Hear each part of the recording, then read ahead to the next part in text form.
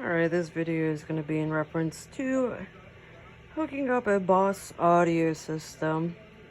It's going to be DVD, MP3, CD, AM, FM receiver. As you can see, it is compatible with a 2011 Chevy Impala LTZ. But this is the system that we got here that we're going to be installing today. Not so bad.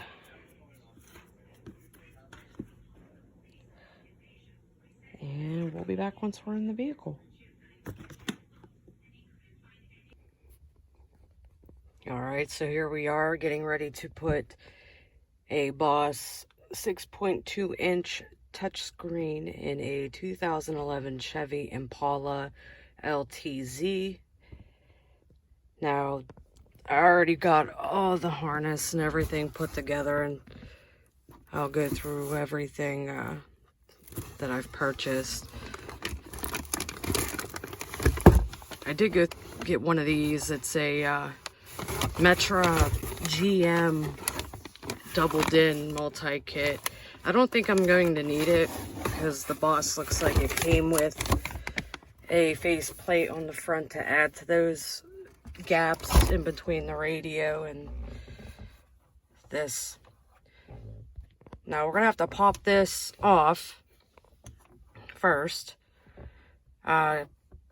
If you want to do it correctly, you'll want to use an actual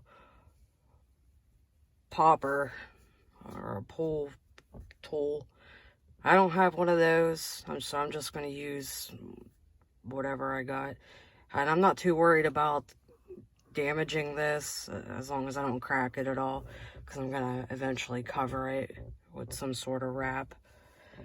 Alright, so I'll be back. I'm going to go ahead and get this popped off. Alright, so we got the plastic casing popped off. It actually came off rather easy. I just used an old spreader spatula. But it came off rather easy. Now the airbag passenger indicator is still hooked up to this. I'm just going to drape it up top there. Now once we get started, the bottom part's going to have to come off first because there's a lip from the radio that goes behind this. So I'm going to go ahead and get these off here. There's 6 of them. And there's 3 on the other side. And we'll be back once I get all this out. Oh, by the way, it takes a Phillips. I can't remember what socket you could use for that, but I'm sure you could get that on your own. But be back with the radio pulled.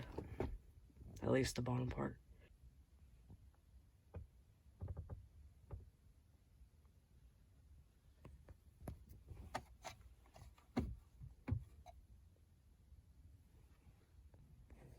Alright. We got the radio out. I got it down on the floor. I'm actually going to hang on to it just in case I ever get rid of this vehicle. I'll just put the factory back in. But I already got all the wires from the radio to the harness attached. Well, from the harness that came with the Boss, but I got them already together. I did that inside because I am not sitting in a car putting wires there. I'm going to do it where it's comfortable.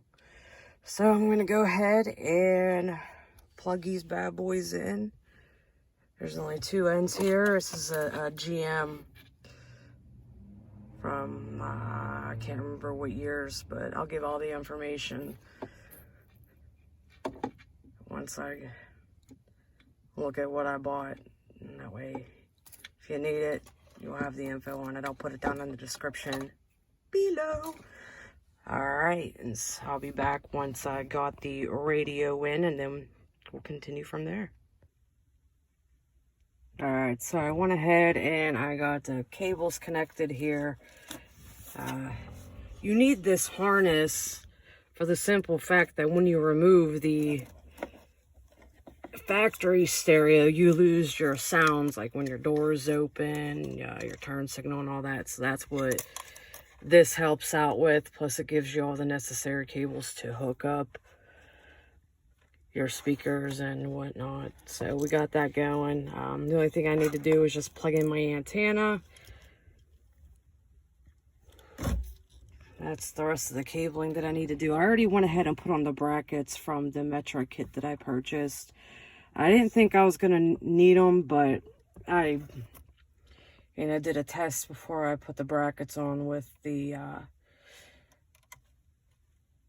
plastic casing there, and there would have been gaps. So I went ahead and pulled off the faceplate, the original one that comes with the Boss, and I'm going to go ahead and use the Metro that I had purchased. Like I said, I already went ahead and put on the original siding for it, so I'll be back once I have the radio in. Well, I didn't get a opportunity to do the last couple steps, but I did end up having to use the Metro. There was too much of a gap in between, but I went ahead, put this in, screwed this back in, and then snapped this back on. That's all you gotta do, and it works perfectly fine. You know, I got everything situated here. You can switch it. Boop. You do the keypad. Calling. Has a mic built into it. You could also watch movies on this bad boy. So, I don't think I'll really be watching movies as I'm driving, but I don't know. However, that's the conclusion of updating factory to touchscreen in a 2011 Chevy Impala LTZ. Until next time.